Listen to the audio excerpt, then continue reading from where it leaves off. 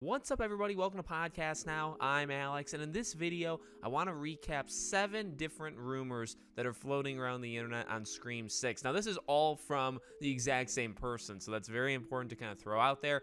3 of them, I believe we already talked about in yesterday's video, but I'm going to throw them in. We'll just quickly kind of read them out in this video, but they went on, went on, and 7 things in all. So without further ado, let's just jump in. Let's read every single thing, and then we'll talk about them. Okay, so starting out on some of the things we talked about yesterday, number 1 is the title of this movie is Scream 6, and it's with Roman numerals, so VI. The only way this rumor actually works to me is if you buy the theory that the cast and crew basically knew that we thought, or they were kind of in tune with the fans, that we didn't want it to be called Scream 2. And then the exclamation marks. Now, the issue is we've seen hoodies, we've seen all this like official stuff on the set of it being Scream 2. So again, only way it works is if all of that was like planted and all of it is fake and the title of this movie is actually Scream 6. But that is the first one. Second one is the trailer. So viewer anon, a part of the stuff that he saw that allows him to talk about this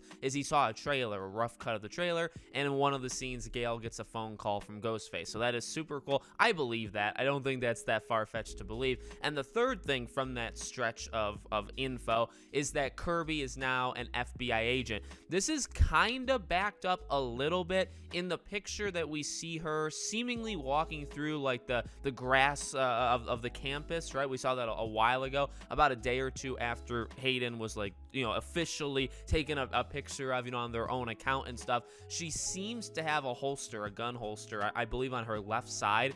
So it does kind of look like, if she's carrying a gun, just kind of like an open carry thing, it does make sense that she would maybe be an FBI agent. I don't know if it's the best decision for her character. We talked a little bit about that yesterday, but it's definitely a decision, and it seems like it could very well happen. All right, so those are the 3 things that we already knew based off yesterday.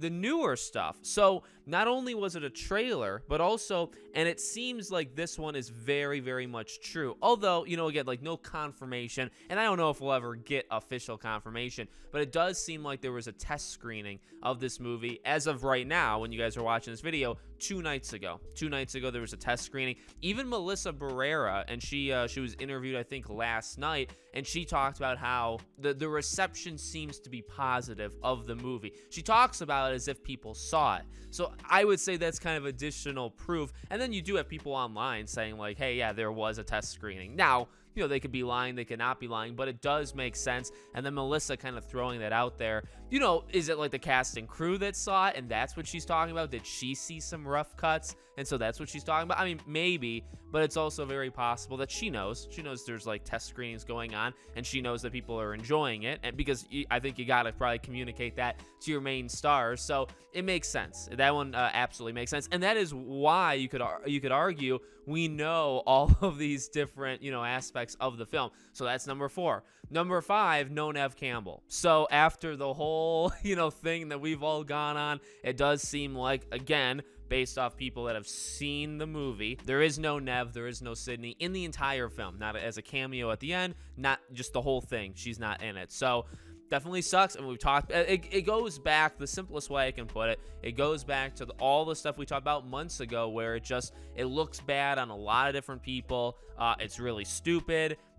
I don't want to get too far into it, but it just doesn't look good. And I've always been a supporter of Neve Campbell coming back. I've always wanted her to come back. And even in this entire thing that we've gone on, I've said, I want to believe that she is a cameo simply for the reason that I don't want a Scream movie without her. So it's very disappointing, I guess, to me, and maybe it varies from person to person. So we have that. Now, this next one is huge, and it could be huge for multiple reasons, but let's read the tweet. So viewer anon said, I still feel bad, so here's one more Scream 6 thing the trailer will confirm. The killer, at least some of the time, wears an older, more worn version of the Ghostface mask. The best comparison I can think of is Michael's mask in Halloween 2018, though it's not that far gone. Now, there's a couple things in there. I don't know if it's a mistake, and trust me, I will be maybe even inadvertently, I'll be looking at this so heavily from this second onward, is he says killer.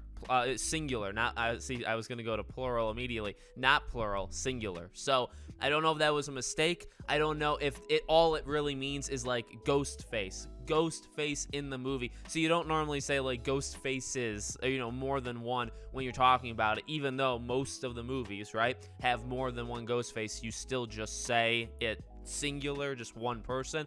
So, but yet again, when you say killer, like you think you would say killers. Like I don't make that mistake when we talk about Scream 2, it's killers. When we talk about Scream 1, it's killers, not killer, because there's more than one. So I don't know if that was a slip up. I don't know if he forgot to enter the S key, when he was typing that. But that's the first interesting thing that I just caught on right now. Second thing is that Ghostface mask. So old, worn, but not as old and worn as Michael's in 2018. So like I do see people jumping to like the Stu thing, and maybe it's like a reference, or maybe it really is him or whatever, to all the way back in the first one.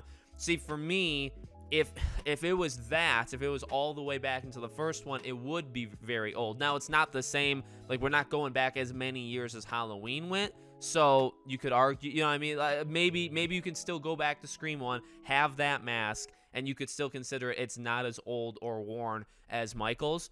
But for me, maybe it means like they're literally wearing a mask that Richie wore or Amber wore. So now, like that's kind of where I lean. So maybe now it's connected to them, which maybe makes sense, right? If you do this trilogy, or even if you do like this 1 and 2, or you consider this 1 and 2 connected, could you have the killers be related?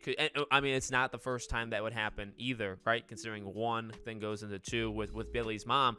That makes sense. So maybe it's a killer that is connected to either Richie, Amber, and then they wear one of their masks. Or it's going all the way back to Scream 4 with like Jill, or there's ways of doing it, but there's that as well. Final thing is character names. Now this one's kind of confusing though, because Clips Comprehend seems to have gotten this stuff right, and it's a whole background behind the scenes thing of Clips Comprehend and Viewer Not and all this garbage. I honestly am so sick of it, and so, like it's so annoying, and it makes the Scream 6 rumor mill so much worse, really. Probably having both of these two around, but let's read it, because it does kind of clarify some of the names of these characters. But again, if you go back and watch, or you go to Clips Comprehend's Twitter and all that stuff, they got that stuff right kind of historically. So take that what you will, but here we go. Wait.